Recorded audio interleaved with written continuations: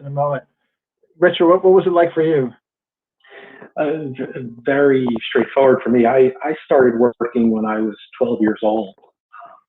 I used to walk at 5 o'clock in the morning to a local shop and put the Star Ledgers and the New York Times together. To tell you how old I am, my pay was $2.25 an hour. So, you know, I learned pretty early on. And then when I was a little older, I started independently working where I could control my own time frame and made some connections. And you know, even as a high school student, you know, really had put myself in a position where I had an income stream. And then when I went to college, I randomly, it just so happened, I launched an entertainment business, a local entertainment business when I was in college. And so that whole kind of childhood experience led me in the direction of entrepreneurship. And it's just something that, you know, I've always found interesting and exciting. And it led to my career. I mean, I was brought into the founding of Nest. I'm not the founder. I'm one of the founders. But even prior to that, I had started an IT consulting firm that kind of merged into the founding of Nest. So it was just always in my bloodstream, I guess. I don't know if people, you know, just that's the path they choose. And I was one of those people from a very, very early on stage. You know, thankfully it's been, you know, moderately successful and been a career that has been of great enjoyment, you know, and certainly interesting. It's when you're the one who has to make payroll every week. Anya can speak to it. It's an experience that until you've had that experience, you don't know the burden and the responsibility. Everybody thinks entrepreneurship is this romantic thing, and there is a romance to it, but the burden of it is every bit as equal, especially at the beginning when, you know, your early stage revenue and you're very focused on, you know, expenses versus revenue, understanding cash flow. Everybody thinks about profit and loss statements. Small businesses really run off of cash flow and making sure that you keep enough cash, you know, in hand to be able to make those payrolls. Because if you don't, you're hurting families, and it's a big responsibility. And you know, I always tell people when I give speeches on entrepreneurship, the first thing I tell them is I have this disease called entrepreneurship because it's like a disease. And in many regards has many of the pains of a flu or a virus at times. But, you know, in our case, the business scaled, and for me personally, became much easier to operate once your business kind of grows out of that stage where you know that you can keep the lights on no matter what impact you have from the environment. Just like COVID. I mean, we largely, you know, we didn't know how we were going to be affected by COVID. We were obviously concerned about our clients' ability to pay.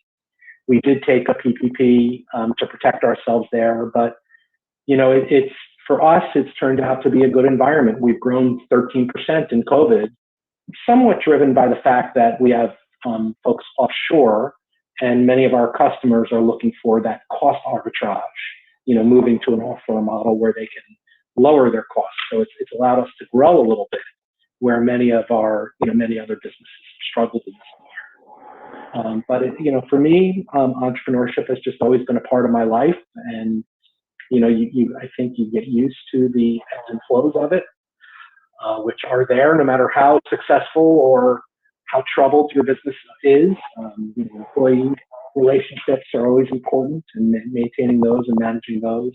They're the people that do the work. At this point in my company, you know, I'm so far removed from computer programming, I largely don't even know what my folks do any longer.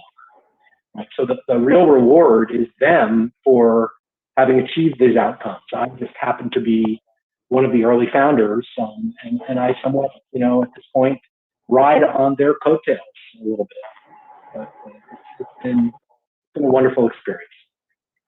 So it sounds like, well, first of all, I have to say, like, at least the papers you worked for, you know, in your youth are still in business. I can take myself back. That's true. Newspapers. But it sounds like, so Anya, you could have, like, you know, just pull off the band-aid, jumped into the deep end, it sounds like, but you sound like you kind of moved into it kind of more gradually, and maybe like IT consulting was a bridge into into this kind of founding role. Is that right? You talking to me, Louis? Yeah, I'm talking to you. Yes, no question. I mean, I launched an IT consulting practice, I would say about 2.5 years before the group of founders of Nest got together. So yeah, I had already launched a business. It was a small, successful business. But I was young at the time. I think when Nest was launched, I was 26 years old. And, at the founding of Nest, the chairman of the Nest group of companies, who's the real founder, I was brought in as one of the early founders, sat 4 of us down in a room and said, listen, guys, I'm going to found this company. I want you to be my co-founders. You all have to give up whatever you've been doing before to take this opportunity.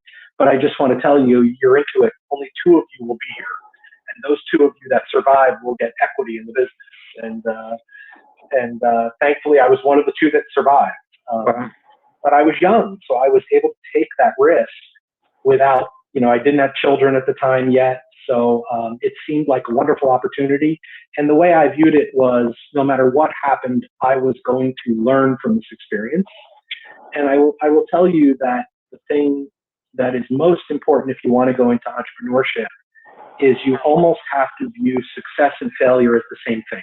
And in many cases, your failures are more meaningful than your successes, because when you have success, especially when it's a cash flowing success, the positive cash flow from that is able to hide some of the warts in your operation.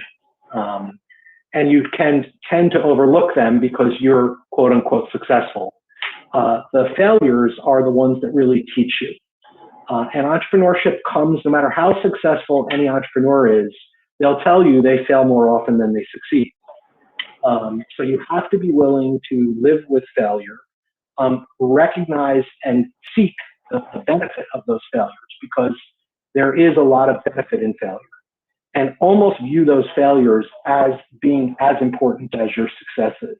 The people that I think are the best entrepreneurs, and I would not put myself in that category at all, but I have many mentors that I look up to, they absolutely are able to absorb the benefits of failure, the learnings of failure, and move forward with that learning aggressively and eagerly. And I've seen other people that have gotten, a little bit afraid from their failures, and it's caused their business to, in many cases, take a downturn. But you have to be willing to live with those hiccups. It's a part of being an entrepreneur. So, Samir, I'll ask the same question for you about your kind of path into entrepreneurship, but I did see a lot of nodding heads there when Richard mentioned the kind of like learning from failure. So, I'll back up on that question too with everybody. For sure. And Richard hit it right on the head. You really do have to get really comfortable, right, with failure as an entrepreneur, particularly in a startup like the one I'm in, which is a growth stage startup, in its early phases. So I guess to answer the question from my end, this is very, very unique and different, role that I've taken on versus, the kinds of roles I'm traditionally used to in my career. And I started, after graduating NJIT, working for Fortune 100 companies, in various, IT leadership roles, ultimately taking on, CIO positions, running IT departments, for, companies like GE and MGM Mirage. Then I flipped over to the public sector and did the same thing. I was, working, of course, in a whole another sector, supporting governments, CIO for Atlanta and CIO for New York City, but still the CIO, running the IT department, providing, a portfolio of IT services, to my internal and external customers, all basically the same kind of thing. And, I guess what pushed me into the role I'm in now is that I figured out that the one part of the one small part, but growing part of all the jobs I've had as a CIO, right, in the public and private sector, the one part that was most intriguing, that really got me going, and excited was building digital products. You know, and it was the part of the job that got me up in the morning, the part of the job I thought about the most, the part of the job that, you know, I always got that really drove me. And so and then in particular, last 10 years I've been a CIO for two cities, you know, Atlanta and New York City. I've been overseeing the smart city programs, and in particular, you know, smart mobility. So what really pushed me into this job was, you know, being able to, first off, focus on the one part of all the jobs I've had since the beginning that I love the most, right? Which is building solutions, building, you know, digital products for customers, and in particular with Moby, doing it in a space that I'm really, really excited about, which is, you know, a subset of the Smart City Initiative, which is smart mobility, smart transportation, and leveraging AI and big data analytics and IoT to really transform how communities, you know, improve mobility and overall quality of life, which is super exciting. But to Richard's point, I mean, this is not easy stuff. We just, when I joined them a year and a half ago, we were seed stage. We just closed our Series A funding round last week. You know, I oversee, I've got to cover, I worry about payroll, I worry about, you know, the next deal, I oversee business development, sales and marketing and product development, and you're always wearing 1,000 hats, and it's long days and long nights and painful at times and failures all the time. But amongst those failures, there's wins. And those wins really push you forward. So maybe like golf, you know, if you're like as bad as golf as I am, you know, most of the time you're doing pretty horrible. But then when you get that one that one putt in, right, you know, and you just it pushes you forward, right, to you know, keep staying in the game, right, and improving your game. So. What Anya, you said that Conti, the company you worked for before, was kind of entrepreneurial by nature, and what did you mean by that? Because I mean, I think I'm thinking ahead too, like sort of how does a company stay entrepreneurial in the best sense of the term? Yeah, so the owner of Conti, the guy who owns it, very entrepreneurial.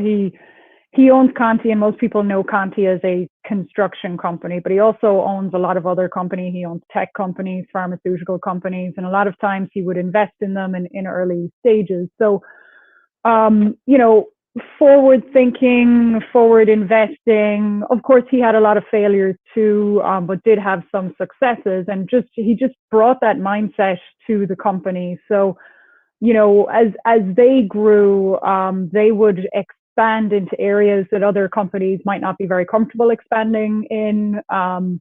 You know, working, you know, I before I left there, my last project working was in the Republic of Georgia, working there, kind of, you know, saw an opportunity, jumped into it, became an early investor.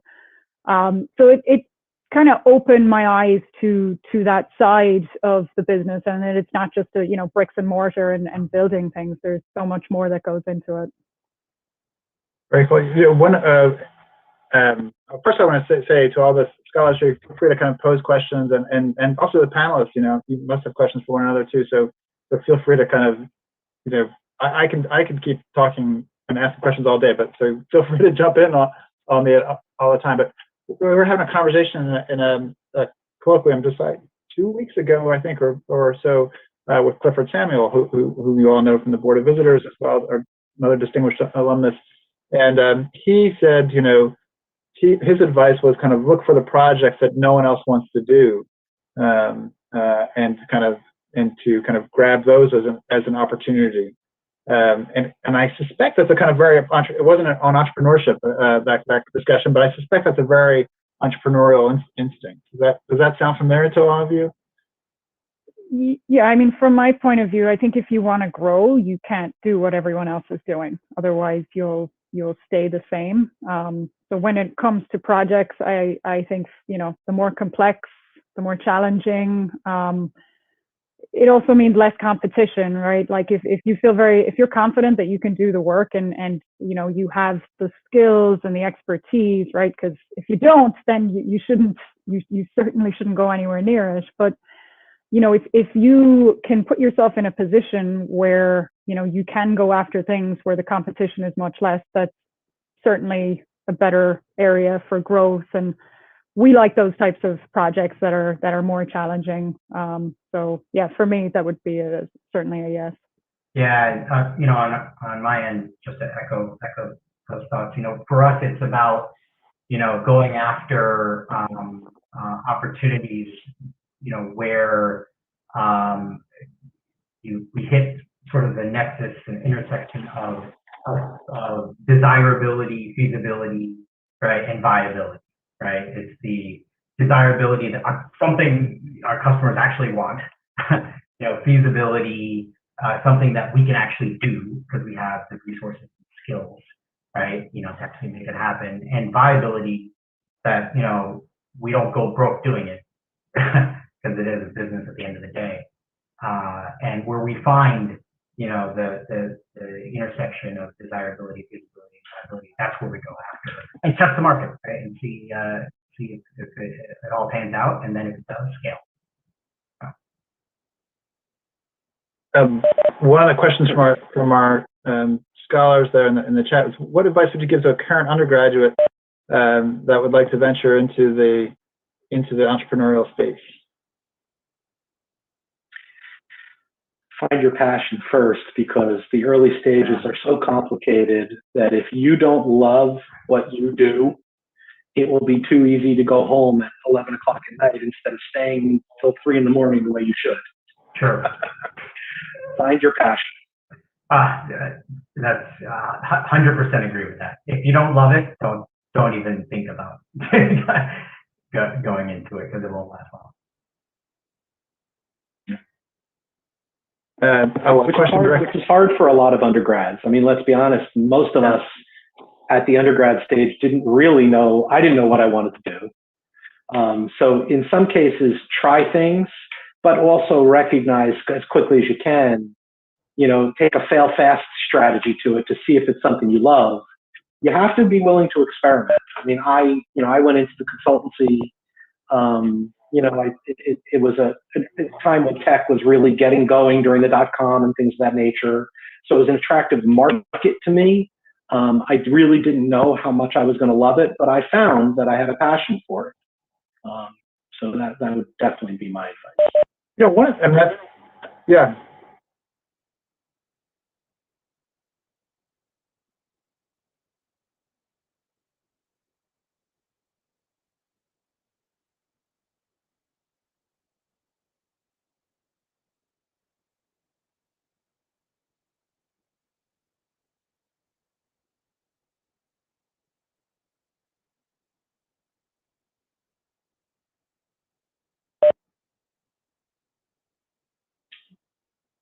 Anyone want to hop in? I'm certain happy to, but Anya and Yeah, Amir, yeah. you want to hop in? Yeah, go ahead, Anya. Okay, yeah. I mean, having a network is so important. I think when I was earlier in my career, I didn't realize how important it was. I knew people in my company, and why do I need to know anyone outside of my company? I have my job and I get paid and I'm happy doing it. But very quickly you realize, especially as you grow and you start to interact with other companies, first it started with, well, my company would be partnering with other companies. And so there's expanding your network from there. And all of a sudden people that, they're the enemy, they're the competitor, now they're partners, and you start to work with people a little bit more. And so, that was when I was younger in my career, and it was an easier way to expand my network. But beyond that, I think the first thing to do is accept that you have to do it and find ways to do it. So whether it's attending, starting out by attending alumni events and connecting with your alumni, going to industry events, if that's something that you can do either with your company or if you're still an undergraduate, there's plenty of events that you can attend.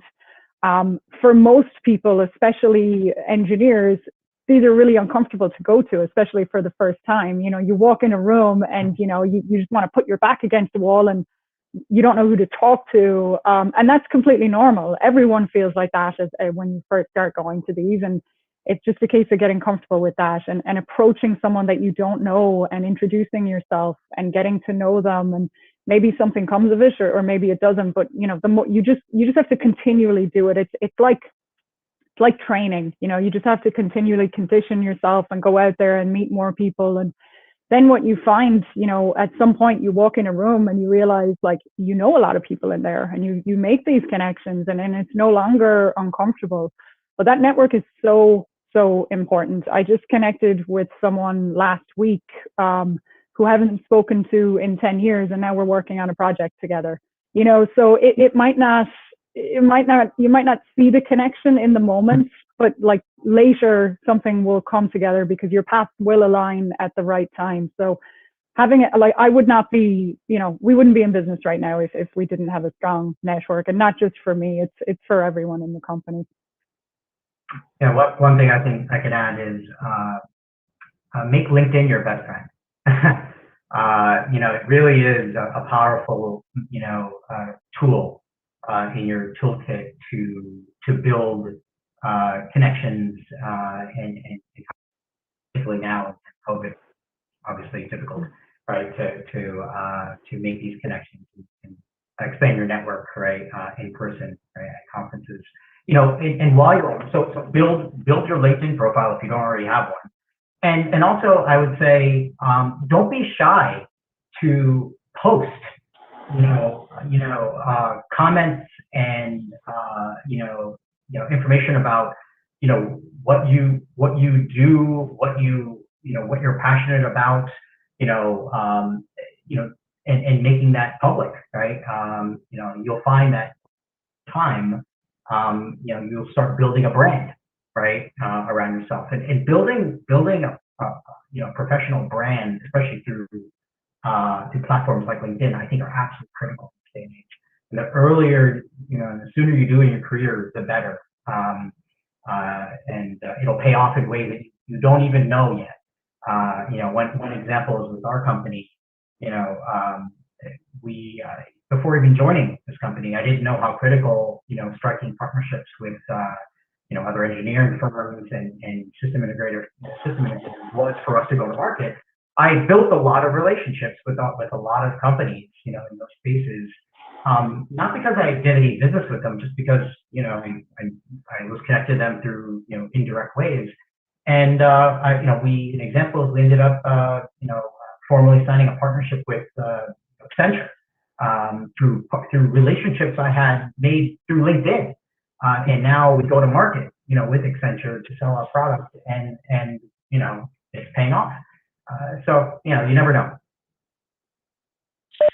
For me, I mean, at this point with our company, although I do have to be involved in the operation at some level, I'm usually done with the operational part of my day pretty early. And I spend the rest of my day doing, what some people would call business development work or, networking. And I get asked by younger people a lot, how do you build a network? And for me, I actually built a network through charitable activities. Getting involved in charity work and community work, when you build those relationships, for me, I've always found there's an inherent trust relationship there when you go to battle for a greater good with people. And that trust relationship carries through. And it has really enabled me to build a very broad network, not only in the East Coast, but nationally and in some cases internationally, because of my activities with charity work that I do. So in addition to the industry events and everything Anya and Samir said is 100% right. And, it is uncomfortable for people to go to industry events when you walk into a room and you don't know anybody. You feel isolated. You have to kind of step out of that shell. And that's one component of it. And Samir is unquestionably right that LinkedIn is the new business networking platform. And this pandemic has proven that more than anything right now. The people that are successfully doing business development work in the area are using LinkedIn to do it. but I also think there's a human side to it. And for me, that came about through my charitable activities. So just something food for thought.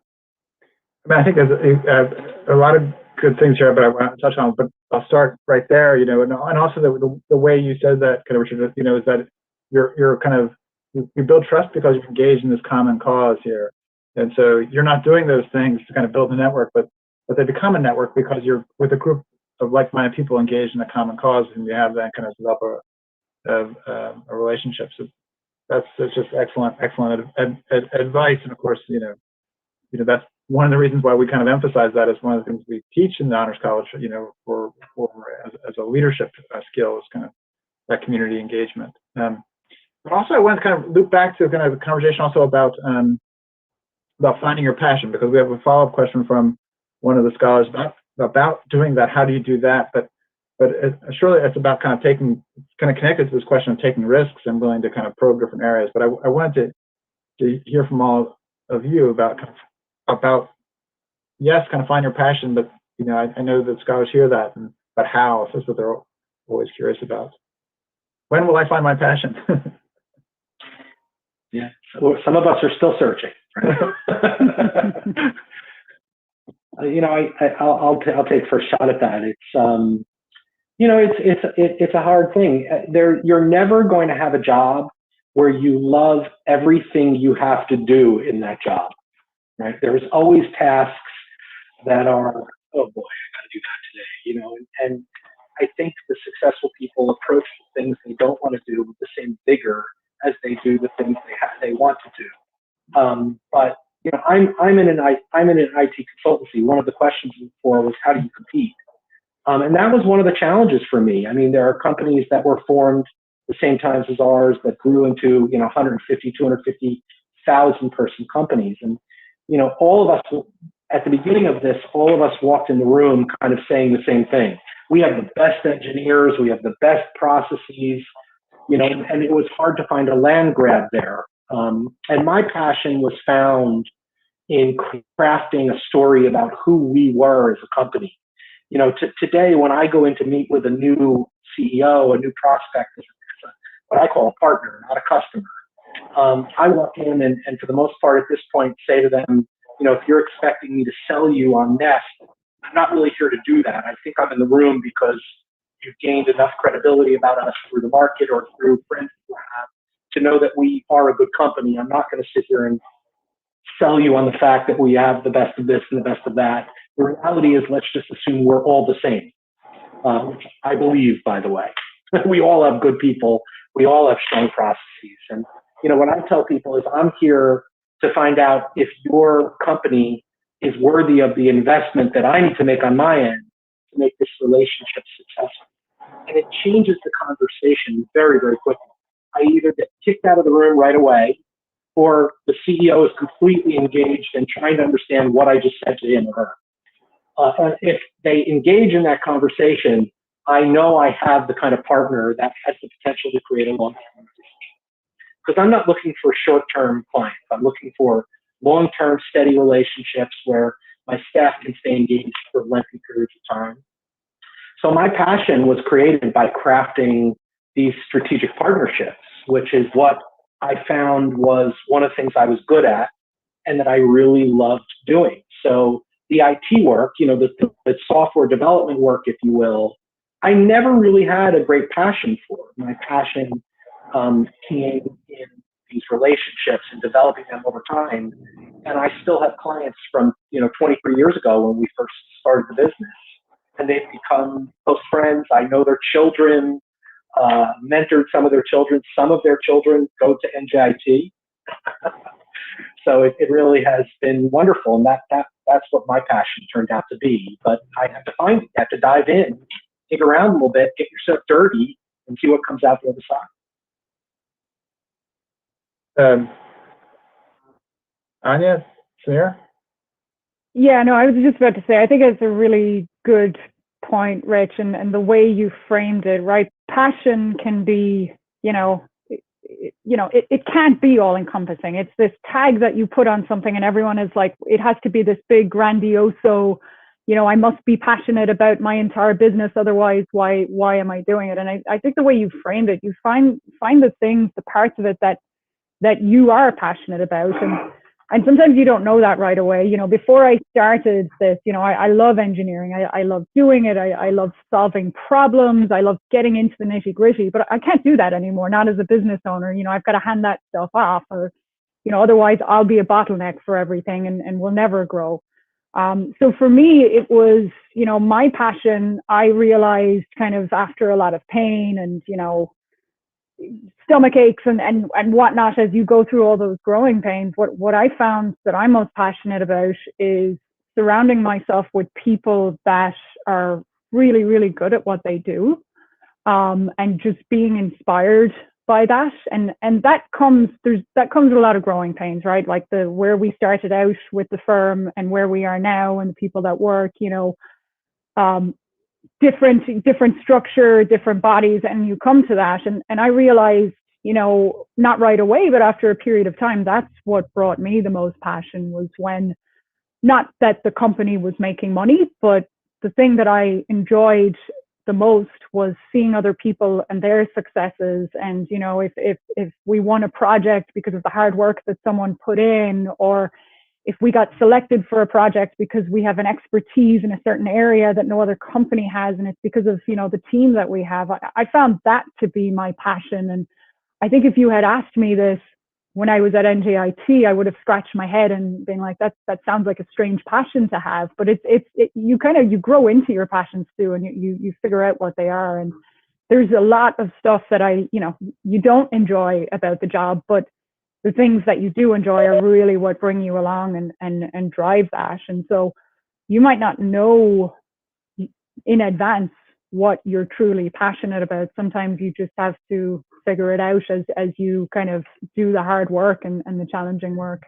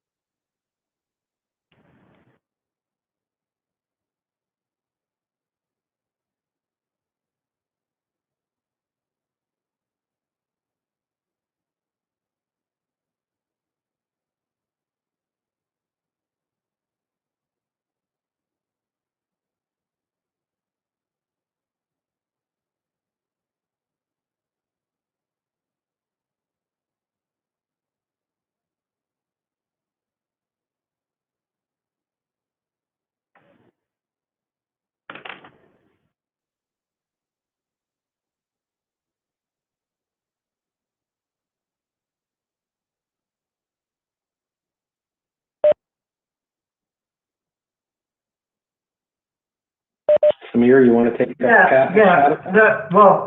I guess maybe let me take a stab at this. So I kind of followed a formula. I've been following a formula, I think, and I actually kind of didn't even know I was until really a couple of years ago, when I got exposed to this sort of Japanese sort of concept called ikigai. If anyone's familiar with that, it's basically a model for what you need to do in your life to be happy, and that's sort of professionally and personally. And the model really, the basic components of the ikigai model are to ultimately, in this journey of life, right, to find what you love, find what you're good at, find what you can get paid for, and find what the world needs, and and ultimately, be at a point in your life where all four of those things have converged, and so throughout our lives, I think we're we're always, we have one of these things, but perhaps not others, right? And not everything's at 100%. You may be in a job, for example, that you love, but you're not really getting paid what you want, or you're not doing what you love at all. But you may be doing something that you're getting paid a ton of money for, right? But this is maybe a personal thing, but for me, I found this formula, right, of Ikigai and finding, ultimately the journey of life, this intersection of all these four things of what I love, what I'm good at, what the world needs, and what I get actually paid for, right? Being a really good formula, right? Yeah, Anya, do you want to hop in? You want me to? Yeah, I mean, I think that what Samir said is extremely important. You have to balance all of those things, because if you're doing a job that you don't enjoy, you will never be passionate about it, and you'll end up resenting it, and it'll affect so many other parts of your life. Some other things for me is surrounding myself with people that I can learn from. Recognizing and looking at the questions that have been asked by the students, it's a perfect example. You recognize there's a lot of things that you don't know, especially when you start working in the professional world, and you're doing a job maybe you haven't done before. You might have the education for it, but now all of a sudden it's real world experience. And firstly, recognizing that, and then surrounding yourself and just being a sponge as much as you can, and absorbing as much information, and constantly learning, constantly asking questions, because you don't know what you don't know. And if you go into it with that mindset, you're always going to be open for more. You're always going to be open for more learning. It'll expose you to a lot more things. The more questions you ask, the more that might lead to other things, and recognizing that. The other thing too is, when you do start out with whatever career you go into, whether it's working for a company, whether it's working for a public agency, give it enough time before you walk away from it to, have you really spent enough time? Sometimes I see this with, graduates that start with a company, and after 3 or 4 months, they're not happy, they pack it in. And to me, I don't think, unless, there's been some crazy situation that has happened, of course, but generally you need to give yourself enough time. Have you learned enough? Do you really understand the role? Because 3 or 4 months, you're likely just finishing up training, and that's not really the bread and butter of what you're going to be doing. So I think that's important too. And then I think from there, things just build upon themselves. You expose yourself, and you have that openness. Surround yourself with other people. No, you can't go at it alone.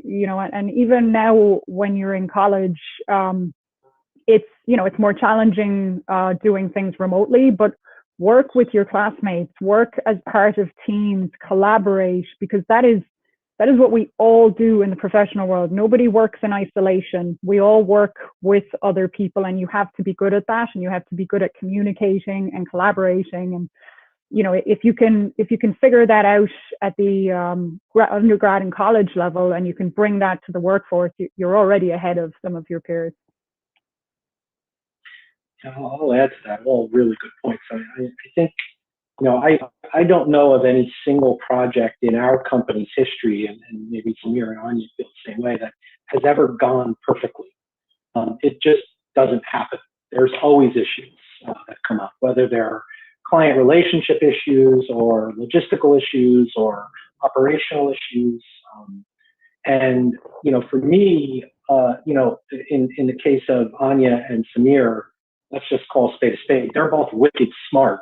I didn't have that luxury, right? So I had to use the fact that I had, one of my strengths was a little bit on the human side, where I was able to stay calm at a point of conflict, and I was able to bring the team together cohesively. And that's something that is hard to learn academically at NGIT, but Anya said, work with teammates. The team is, no matter how good any individual is, is always greater than the sum of the parts. So understanding those relationships and allow conflict to happen so that you can understand how to resolve conflict. In my company, we talk about conflict all the time. Constructive conflict is the best thing that happens to us. It keeps us sharp. It keeps us thinking. It cleanses at times, and sometimes constructive conflict, like destructive conflict, can be painful. But what I find is that as long as people stay constructive and focused on common goals, that constructive conflict can be the most powerful thing you have in your company. We talk about it actively as being a positive thing. I don't want people to yes me to death. If I am, every one of my ideas is a good one, it never happens, right? Shoot it down, poke holes in it. I want that feedback and expect that from me as long as it's done in a constructive way. But those human relationships, whether they be within your internal team or with your clients or with your network, those are the things that are going to determine success or failure more than your product, more than your service. It's the relationships that carry the day. Well said, Richard. Yeah, amen. And maybe this is a related question. I was aimed at Anya. So what skills did you learn from being an athlete that you actively use in the workplace? And I think you set us up for your answer. So I mean, being a student athlete was tough. It was challenging. It was a huge time commitment. So if I was to look at what translates, I had to learn really quickly my freshman year to be really efficient with my time. You had 3 hours a day of practice plus right into classes, studies after, assignments, things like that. So you have to be very efficient with your time. You have to be very disciplined with your time. These are all kind of things I'm just poking at the things that translate over. There's the teamwork, there's the leadership, there's the days where, you get annihilated by another team and you got to pick yourself up the next day. And that translates to some of the failures that we've had and how do we learn and how do we grow and how do we pick ourselves up? It's holding each other accountable. You're doing that all the time as teammates. If one person is slow, the entire team is slow. So constantly checking on that and calling each other out and not being afraid to have those conversations and really just building that kind of camaraderie and trust in each other and trust that, one person cannot be the only solution to things. It has to be a team. So I think, those are some of the things that come to mind when I hear that question. Cool. So I love this question here because I think that I think you'll all get a kick out of this question. So how are you able to financially sustain yourselves while building your business? Yeah, I was going to go right to that question too. It's a very, very important one. And there's two sides to it. If you are financially stressed while you're trying to launch your business, the burden is going to be excessive. So I would say on the one hand, keep your expense side as low as you can without feeling like you're not living your life. There is a spiritual side to business as well. It can't just be all about business. You have to live. You have to see your friends. You have to see your family. You have to get out there and live. Otherwise, you will give up. So keep your expense side low. The other side of it is, don't be afraid to ask people, or successful business people, or even institutions for money to help you launch your business. That's what the seed capital market is for. And the process of raising capital is an enormously, Samir told you, they just raised their A-round, finished their A-round, I think Samir said. Yeah. It's a challenging process, but you will learn so much about your business and yourself during that money raise. It's one of the greatest exercises that you can do. Totally agree. And back to the point, Richard, you made earlier about failure. I'll tell you, I mean, when you're entrepreneurial, when you're with a startup, where you're going to experience the most failures, right, is going to be actually not with customers, right? Engagements, right? It's actually going to be, the 90% of investor meetings you had where they say no, but there's that 10%, right? That gets you home and lets you close your round, right? And keep making payroll, investing in your people and your products, right? And your company. But yeah, it's, you get used to it. It's a great lesson to learn, right? And the sooner you get comfortable with failure, however, in whatever form it's in, the better off you are. If it doesn't kill you, it makes you stronger.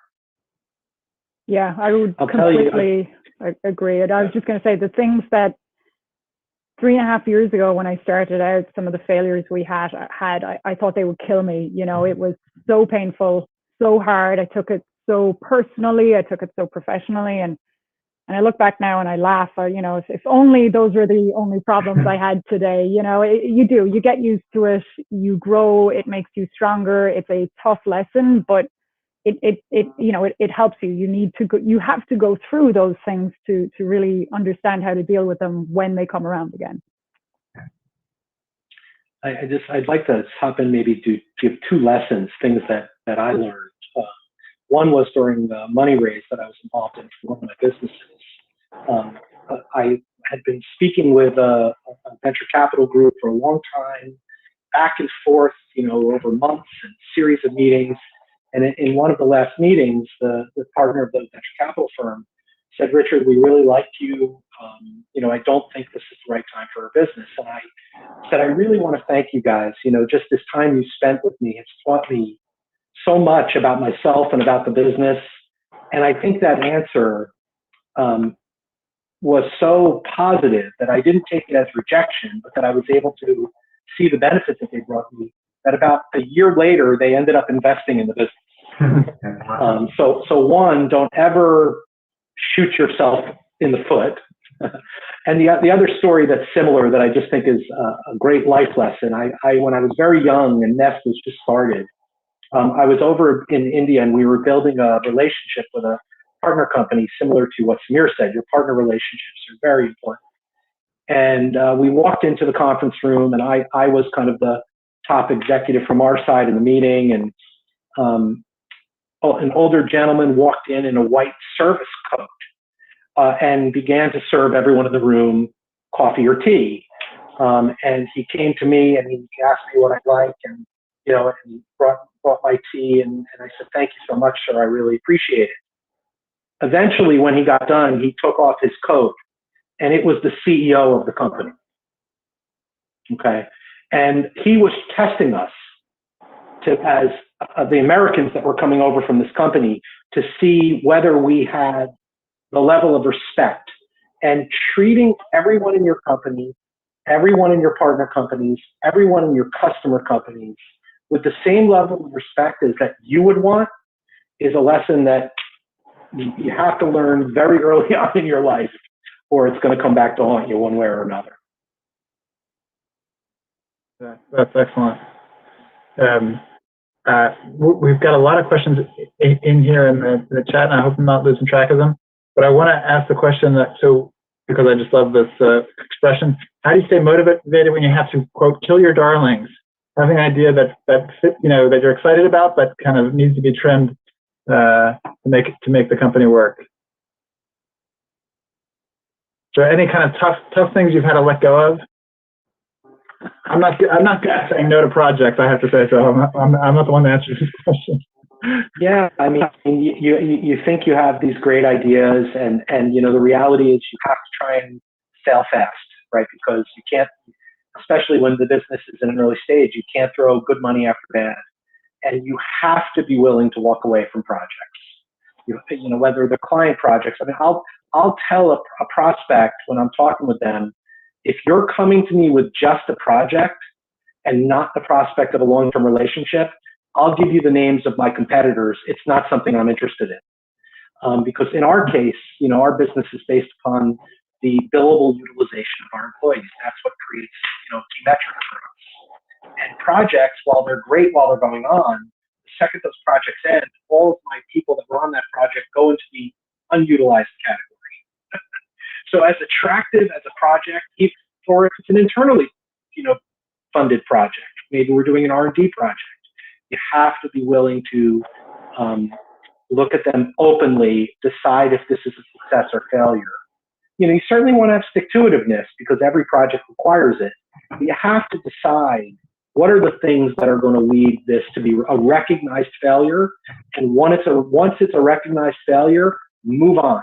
There's always another project around the corner, always. Yeah. I can go back to the point I made earlier about, the formula we use towards going after, projects, so that intersection of desirability, feasibility, viability. We've had to make some tough choices. There's been times where the desirability was off the charts. Our customers really wanted, a particular customer wanted something like that was really, really awesome. And they definitely needed it. And from a feasibility standpoint, we could definitely do it. But from a viability standpoint, it was a risk, right? Because we may not be, profitable, right? Or profitable at all, right? Moving forward with it. And then that's where you have to have some tough conversations and make some tough decisions, right? So I think all of us could probably relate, right, to this. And, when you can't get all three, right, that's when, you have to make tough calls and you have to be able to be okay with them, right, afterwards. What I love this question, so I'm going to ask it for the students. What book was most influential in your adult life? Doesn't have to be professional or career related. That's a killer. That's always a hard one to answer because for me, there's so many books that give me different things. So whether it's a business related book and it teaches me about failures or what not to do, or, a spiritual book that might, teach me about meditation or there's so much. One that just comes to mind is, and this taught me a lot about myself. There's a book called Quiet, by Susan Cain. It's a book about introverts, and it really throws on its head kind of this stigma around being an introvert and what that means. And I read it when I was probably mid-20s, and it just completely opened up my eyes, because I would consider myself an introvert. And, as an introvert, stereotypical introverts, they can't be business owners and they can't be entrepreneurs and they can't lead teams and they can't be the voice in the room. And it really throws that all on its head. And it opened my eyes up to seeing myself differently, but then also seeing others differently. And it gave me almost a comfort with being myself and not trying to be someone else to fit a mold. So that was probably the most influential for me, just because I thought it was it's an awesome book. I mean, I would definitely recommend it to anyone to read, whether or not you're an introvert. For me, I guess the one that stands out is Good to Great, by Jim Collins. Bestseller. I'm sure most of you probably read it. But yeah, I got a lot from that book. I read it a long time ago, and a lot of the teachings still stick with me, right, even in my current job. For me, the business book, which I was actually introduced to by one of my professors at NJIT, is Think and Grow Rich by Napoleon Hill, which is not a self-help book, although it sounds that way. But that's always been, I've had my kids read it. I read it every 3-4 years or so just to refresh myself. And then on a personal side, probably the most influential book was Breathe by James Nestor, which is about how we all have to learn to breathe incorrectly and the benefits of breathing correctly. All right, we have a great reading list here too. so I want to step away. There's other questions in the chat, but I think one of the questions is about the kind of coming up with ideas, but I also want to kind of expand that question out into kind of like, how do you go from idea to now you're building a team, to now you're kind of the thing has become bigger than you, right? So how do you go from the idea to kind of like, and you've all touched on this at some level, where sort of like, okay, I need to kind of step into a different role. Like that's just kind of emotionally, mentally, professionally, what's that like? And how do you do it? I'm asking for a friend.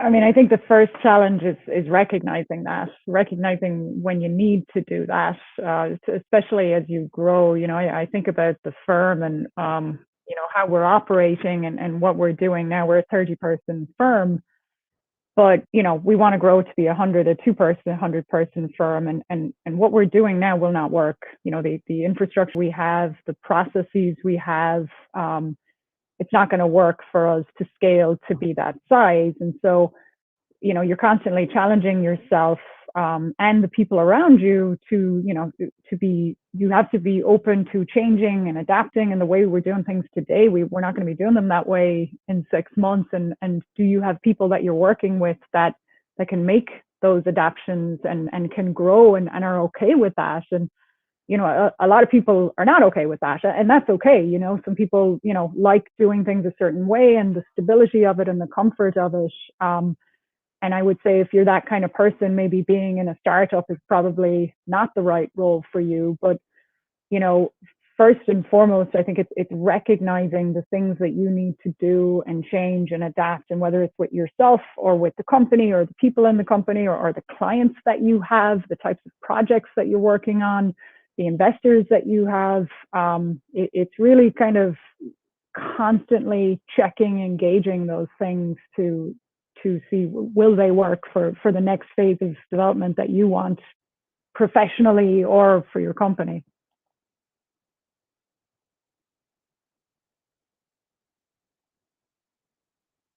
Yeah, Richard? You want me to go?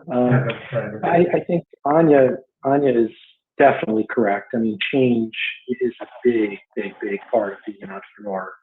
You know, when you start out, you're the chief cook and bottle washer, and you find that very quickly that doesn't work anymore. You have to be willing. You know, there are these kind of revolution points in the growth of a business that are pretty easy to see when you're hitting them. Your customers will tell you you're hitting them. Your accountant will tell you you're hitting them financially.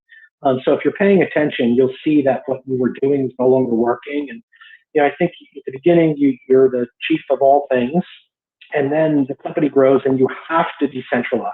You have to give people in your company and have people in your company that are willing to step up and take leadership roles, so that you can give them the responsibility to run big portions of your business. And then, you know, as our company continued to grow, once we reached about 800 people, we had to re-centralize processes in many cases.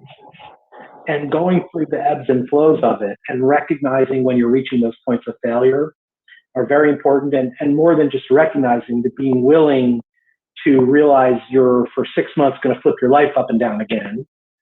And it's going to be painful. It can be fun. It can be rewarding. It can certainly be fun to watch the people step up. In some cases, you didn't think were the people that were going to step up. But yeah, you have to be open to change because it's a constant. It's just, there's no way around it. Only comment I'll make is I think touching on what Rich said, which is, you know, when we're all sort of the chief everything officer, we're wearing 1,000 hats. When you're in a growth stage startup like ours, you know, you reach a point, like in our case, we've now reached a point, having just closed our Series A, where we need to scale.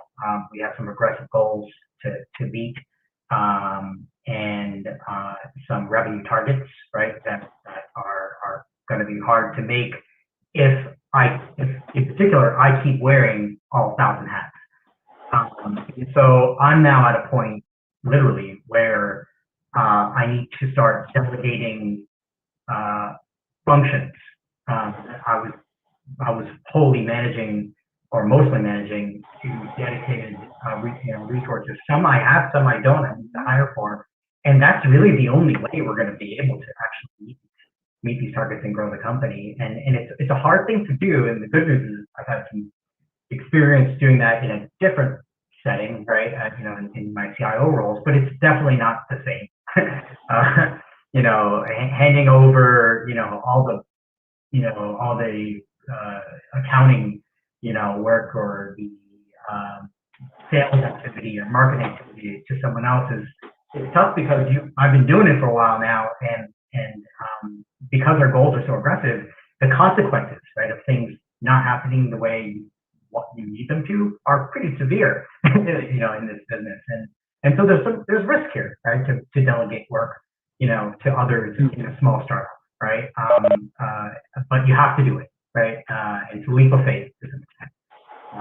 Hire well, trust your folks, check in, course correct as much as possible, and hope for the best. The one other thing I'd add to it, for especially for young people, but for all of us, is don't be afraid to hire a coach. Olympic athletes that win gold medals and are the best in the world at what they do have coaches.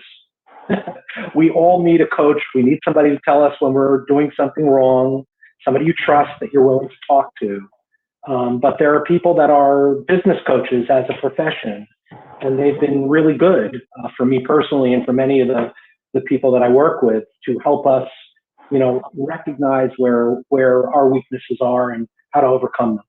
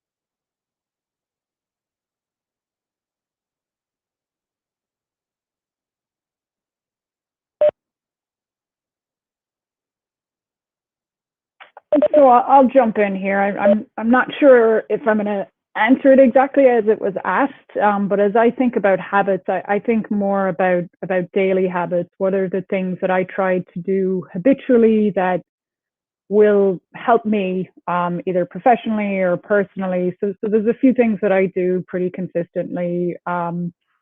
Each morning when I wake up, I meditate. I try to start my day by just completely shutting off, kind of before the noise turns on, and the emails and the phone calls, and all the everything that needs to be put out. I try and start with just silence, meditating, and gathering my thoughts.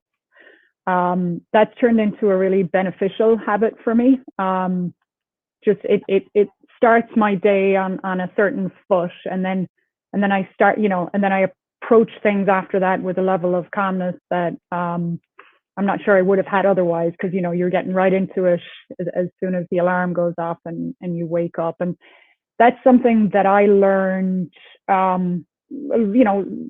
didn't do that when I was younger. I didn't do that when I was in college. It was something, I was probably about 7 or 8 years into my career before I started to do it.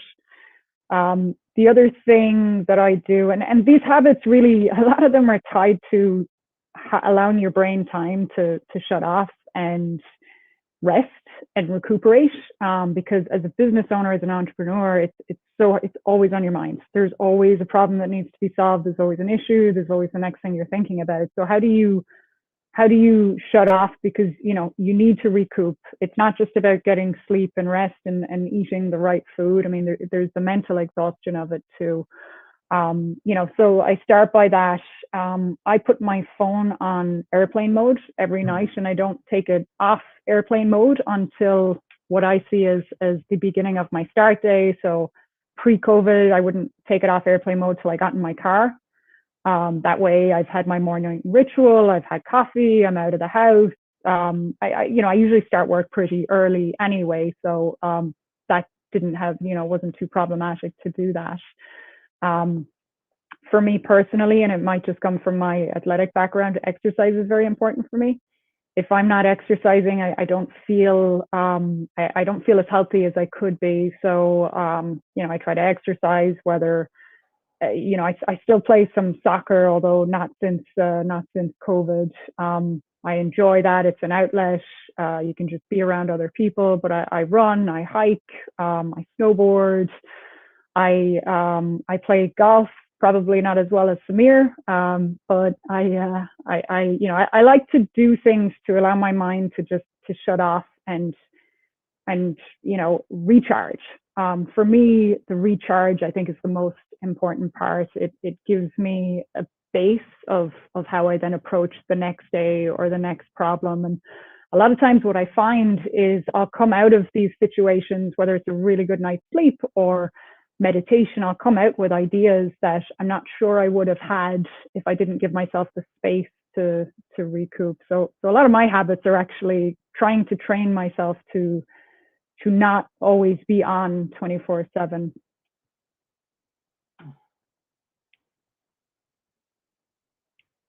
I think I'll hop in there. I think Anya just gave you guys probably the secret to life. Is this idea of allowing your brain to rest. That's the point where all of the best ideas come from. That's actually what I learned from Think and Grow Rich, the book that we were talking about. So my schedule, unfortunately, is the exact opposite of this. Because of my employees in India, we have crossover hours. So I start pretty early, and my routine is I have a very regimented first few hours of my day. And then I always schedule downtime after that. And the downtime can be very flexible. It can be to meditate. I also do some breathing exercises and meditation to clear my brain and allow thoughts to come up from your subconscious and other areas. But it can also be to play golf with my friends, which is also an important part of it, as Anya said, the exercise part of it. So, my day is very regimented in the morning, and usually by 10:30, 11 o'clock, I'm done. And I try always to give myself several hours of the day that is just flex time to be used just to sit and think, or to allow my brain to rest, or to take care of some things that are on my mind that I know I need to get to, so that I can be freed up to do other things. And that's how my day goes. So I share some of the same habits, Rich and Anya. I guess the only thing I can add is one thing I do regularly in my sort of daily schedule and routine is to allocate time to skill up. Learn something new that's not directly tied to my job, but indirectly. So one example is our platform, for example, is running on Azure, and although I'm not programming, and I'm not actually building out the solution, we have a for that. I felt like I needed to skill up, right, and learn more about Azure services, how they're orchestrated, right? And so I've been allocating time every day to go through an Udemy class, so I can take my Azure administrator certification at the end of this month. 6 months ago, I actually went down to AWS. I just wanted to learn more about AWS, and actually just getting my solutions architect certification. It's not anything I need per se, but it certainly is great to know, right? It keeps my mind sharp and focused. it's fun to do, right? You never know when when those skills will come in handy. So something I would recommend doing, just allocating time to skill up in an area that you're interested in, that may or may not be. This is all fantastic advice. We were going to call the panel "The Secret to Life," but then we thought maybe that would be too much pressure on all of you. But you've delivered in the end, so we appreciate it very, very much. We are against our time, so but I just want to express my gratitude to all three of you. We'll have you back on campus for board day, and hopefully you can join us for passing the torch and continue the conversation with everyone there as well. But I just really want to express my thanks to all three of you for joining us this afternoon. It's been fantastic. I've learned a lot. So thank you. Thank you for having us. Thank you. Thanks for having us. With that, it's we bid you adieu and thank you again. And scholars, you know the drill from here. So thank you all very much. Have a good day.